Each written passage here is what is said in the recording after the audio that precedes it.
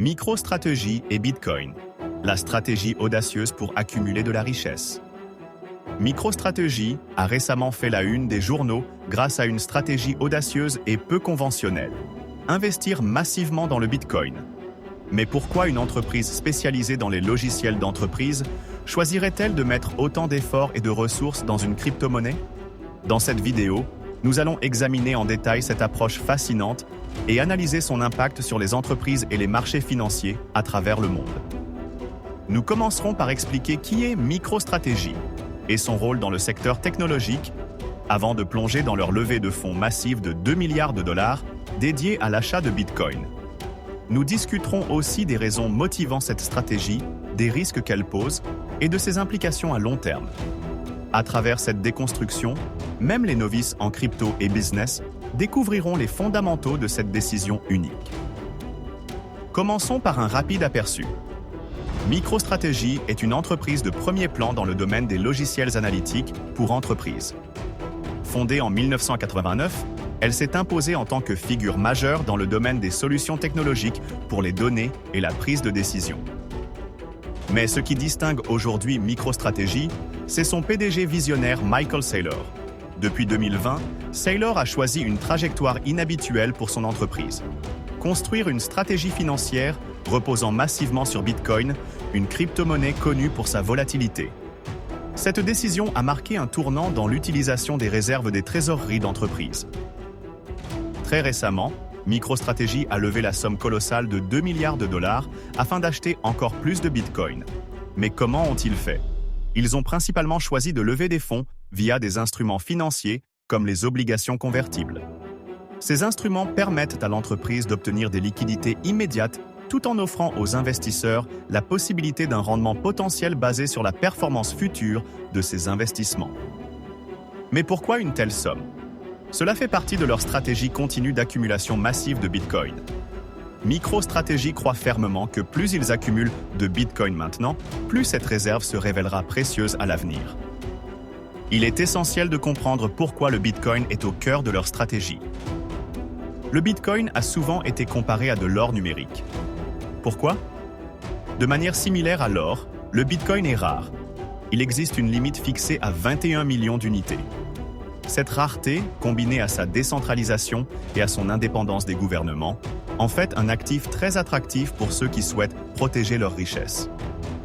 Dans un monde où l'inflation et la dévaluation des monnaies fiduciaires deviennent des préoccupations majeures, le Bitcoin offre une alternative.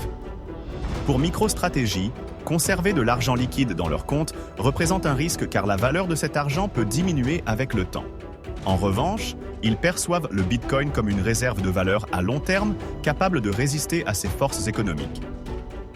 Enfin, le Bitcoin est perçu comme un actif avec un énorme potentiel de croissance.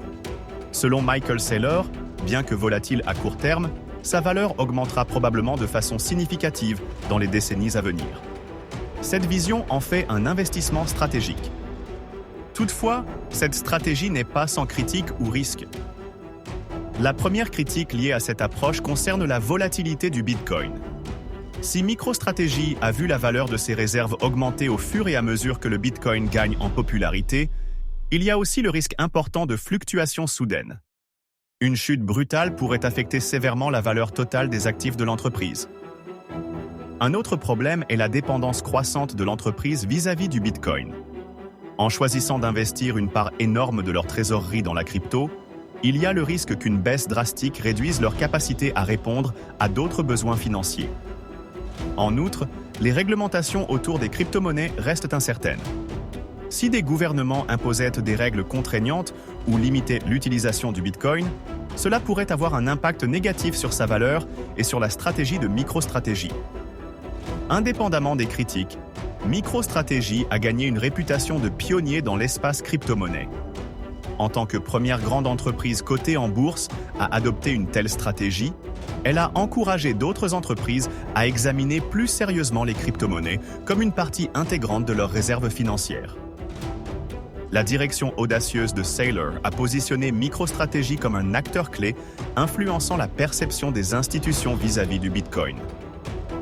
Depuis leurs premiers investissements, d'autres entreprises majeures, comme Tesla, ont aussi acheté du Bitcoin pour leurs réserves. D'autres entreprises ont fait des paris audacieux, mais sous des formes différentes. Tesla a acheté du Bitcoin, mais a fini par en revendre une partie. Des entreprises comme PayPal ou Mastercard investissent plutôt dans l'intégration de la blockchain à leur service. Quelle approche semble la plus durable? L'achat massif de Bitcoin par MicroStrategy a également des impacts sur le marché des cryptos. Chaque fois qu'une entreprise de cette taille achète en volume, cela augmente la demande et peut influencer les prix dans l'immédiat. L'investissement massif de MicroStrategy dans Bitcoin a marqué un tournant pour l'adoption institutionnelle. Après leur premier achat, d'autres entreprises ont suivi, comme Tesla et Square. Même certaines banques et fonds d'investissement commencent à s'intéresser aux crypto-monnaies. Ce mouvement aurait-il été aussi fort sans l'initiative de MicroStrategy? Avec sa stratégie Bitcoin, MicroStrategy joue à un jeu à long terme. Si le Bitcoin continue de croître en acceptation et en valeur, MicroStrategy pourrait voir ses avoirs exploser, consolidant sa place de leader à la fois dans le monde technologique et financier. Mais que se passerait-il si cette stratégie échouait? Si Bitcoin connaissait un krach durable ou si des régulations strictes empêchèrent son adoption massive, MicroStrategy pourrait subir des pertes colossales.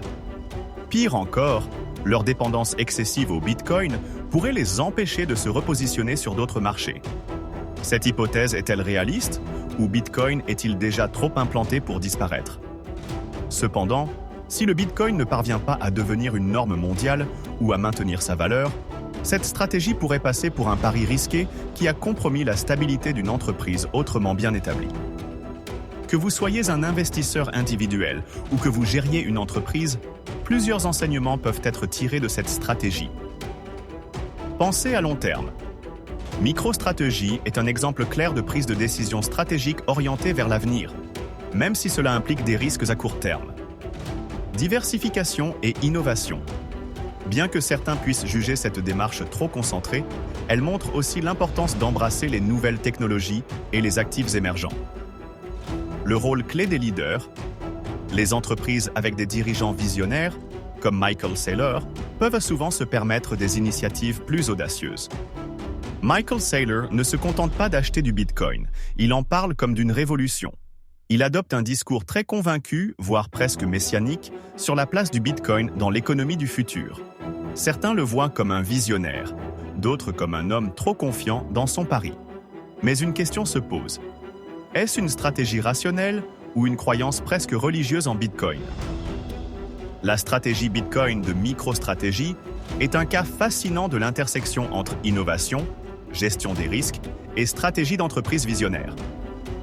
Avec une levée de 2 milliards de dollars pour accumuler davantage de Bitcoin, MicroStrategy continue de redéfinir à quoi peut ressembler la gestion des trésoreries d'entreprise. Ce choix est-il un coup de génie ou une prise de risque excessive? Seul l'avenir nous le dira. Mais ce qui est certain, c'est que cette stratégie ouvre la voie à un débat important. Comment les entreprises peuvent-elles exploiter les technologies émergentes pour maximiser leur potentiel financier? Qu'en pensez-vous? Cette stratégie audacieuse pourrait-elle inspirer d'autres entreprises ou reste-t-elle trop risquée? Partagez vos réflexions dans les commentaires. Merci d'avoir suivi cette vidéo. N'oubliez pas de liker, partager et vous abonner pour ne pas manquer les prochaines théories sur les mystères du monde des cryptos. À très bientôt sur Moontrust.